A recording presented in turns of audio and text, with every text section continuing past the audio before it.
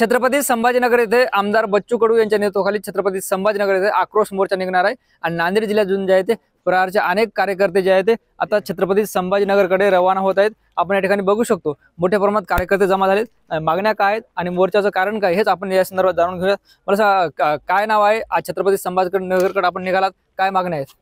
आज या नांदेड जिल्ह्यातून प्रहार जनशक्ती पक्षाचे संस्थापक अध्यक्ष सन्माननीय बच्चूभाऊ कडू यांनी जे महाराष्ट्राला हाक दिलेली आहे, या महाराष्ट्रातील शेतकरी असतील, कष्टकरी असतील, कामगार असतील, विधवा महिला असतील, निराधार महिला असतील, दिव्यांग बांधव असतील, शेतकरी असतील, यांच्या अनेक प्रश्नावर वाचा फोडण्यासाठी, सरकारला धारेवर धरण्यासाठी, त्यांच्याकडून ह्या मागण्या मंजूर करण्यासाठी आज बच्चूभाऊ कडू यांनी 9 ऑगस्ट क्रांती दिनी एक भव्य मोर्चाचं आयोजन केलेलं आहे। त्या मोर्चासाठी या नांदेड जिल्ह्यातून जवळपास 10 ते 11 हजार लोक आम्ही निघालेलो आहोत आणि आता रात्री काही बरेच लोक गेलेले आहेत, आता काही निघत आहेत। आता तिकडून त्या म्हणजे वेगवेगळ्या मार्गावरून लोक मार्गस्थ झालेले आहेत आणि या मागण्या आमच्या या पद्धतीच्या आहेत की स्वामीनाथनच्या शिफारशी लागू कराव्यात, घरकुलाची जे काही समानता, घरकुलामध्ये जे काही विषमता आहे, 1.25 लाखाचं घरकुल ग्रामीण भागामध्ये, शहरी भागामध्ये 2.5 लाखाचं घरकुल, तर याच्यामधली जी काही तफावत आहे ती तफावत दूर करून सरसगट 5 लाखाचं घरकुल मंजूर करण्यात यावं।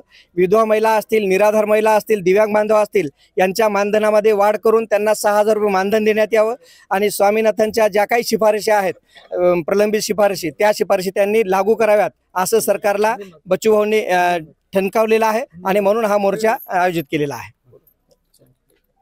समोर नांदेड जिल्ह्यातून शेकडो गाड्या जात आहेत, आज मोर्चा निघणार आहे, कसं असणार आहे तिथली तयारी?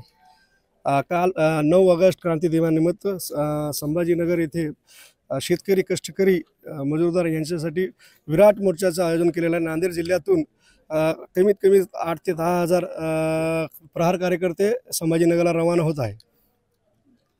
निश्चितच हजारोच्या संख्येने कार्यकर्ते जे आहेत ते संभाजीनगर जाणार आहेत अशी माहिती यांनी दिली। या ठिकाणी काय महिला आहेत? मावशी, काय नाव आहेत, कुठे निघाल्यात? चंद्रकलाबाई नारायण जगताप। कुठे चालल्यात? मोर्चाला चालले। कुठं? औरंगाबादला, संभाजीनगरला। मागणी काय? मागणी पगार मागायची। बर, कोण काढलाय मोर्चा? बच्चूभाऊ। बर, निश्चितच पगार मिळाली पाहिजे यासाठी या छत्रपती संभाजीनगरला तुम्ही मोर्चाला निघाल्यात, काय मागणी आहेत, कोणते प्रश्न मार्गी लागले पाहिजे? संपूर्ण जे घरकुलाचे आता सांगितल्याप्रमाणे आमच्या संघटनेचे संस्थापक अध्यक्ष बच्चूभाऊ कडू राज्यमंत्री महाराष्ट्र यांनी आम्हाला संपूर्ण महाराष्ट्राला एक हाक दिलेली आहे। हाक देऊन त्यांनी संपूर्ण मागण्या, दिव्यांगाच्या, जे अपंगाचे लोन असेल शासनाचे, जे सर्व संपूर्ण असे मिळण्यासाठी संपूर्ण जिल्ह्यातून हजारो संख्या या ठिकाणी उपस्थित राहणार आहे। वेगवेगळ्या मागण्यासाठी जे मोर्चेकरी जे आहेत ते संभाजीनगर निघालेत, मला काय प्रमुख मागण्या आहेत? बच्चूभाऊ सरकारमध्ये होते, पुन्हा मोर्चा का काढावा लागतो? बच्चूभाऊ यांच्या नेतृत्वाखाली आज 9 ऑगस्ट रोजी क्रांती दिन, आज क्रांती दिनच बच्चूभाऊंनी निवडलेला आहे। आपल्या महाराष्ट्रामध्ये आज एक मोठी क्रांती आपल्याला निर्माण करायची आहे, त्यासाठी त्यांनी विभागीय आयुक्त छत्रपती संभाजीनगर येथे अनेक मागण्यांसाठी मोर्चा काढलेला आहे। बच्चूभाऊ सरकारमध्ये होते, पुन्हा त्यांना मोर्चा का काढावा लागतो? बच्चूभाऊ सरकारमध्ये काही मागण्यासाठी आम्ही दिव्यांग मंत्रालय वेगळं करण्यासाठी आम्ही मंत्रालय महायुतीमध्ये समाविष्ट झालो होतो। या भारतामध्ये पहिलं दिव्यांग मंत्रालय महाराष्ट्रामध्ये बच्चूभाऊंनी निर्माण करून दाखवलेलं आहे, त्यासाठी आमची ती मागणी पूर्ण झाली। पण अनेक मागण्या आमच्या दिव्यांगाच्या, कामगार, शेतकऱ्यांच्या तशाच राहिलेल्या आहेत, त्यामुळे आम्ही हा निर्णय घेत आहोत। आता बच्चूभाऊ एक मोठा निर्णय घेण्याची शक्यता आज आहे। विधानसभेला 16 वर प्रहार लढणार आहे का? बच्चूभाऊ आज 16चा नारा देतील असा आमची अपेक्षा आहे।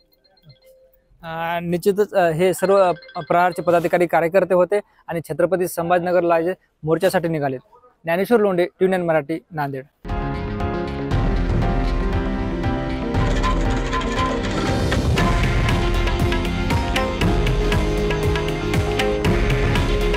हे आहे देशातील नंबर 1 न्यूज नेटवर्क आणि आपण पाहत आहात TV9 मराठी।